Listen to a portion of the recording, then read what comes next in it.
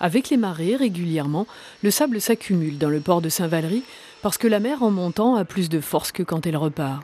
Le chenal qui permet aux bateaux de prendre la mer sans risque d'échouage a été curé il y a quelques années, mais l'opération est toujours à refaire. Cette année, on a eu un banc de sable devant l'entrée du port.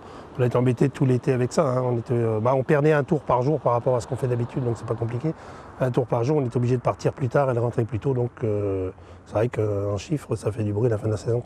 Le Conseil général a alors imaginé d'expérimenter les chasses hydrauliques, un curage naturel en quelque sorte. Le principe, utiliser le canal de la Somme comme un immense réservoir. En fermant les écluses, on laisse monter l'eau entre Saint-Valery et Abbeville. Lâchée d'un coup, elle repousse les sédiments au loin en baie.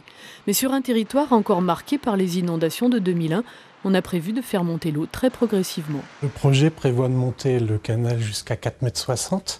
Il faut savoir qu'aujourd'hui, le canal, quand il y a des marées de vives eaux, on arrive à 4,20 m régulièrement.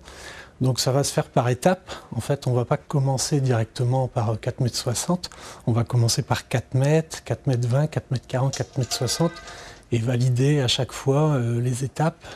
Beaucoup de précautions pour la mise en eau, mais aussi des études d'impact sur la faune et la flore. Ce que craignent les pêcheurs habitués du canal, c'est que les poissons d'eau douce, poussés par un courant fort et soudain, dévalent en mer, comme en 2001. En revanche, il y aura aussi des essais de remontée d'eau de mer dans le canal, et ils en attendent des effets positifs.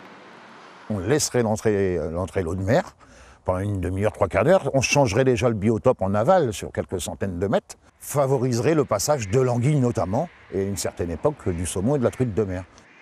Pour faciliter le mouvement des sédiments, ce navire équipé va dès demain herser les plus gros bancs de sable.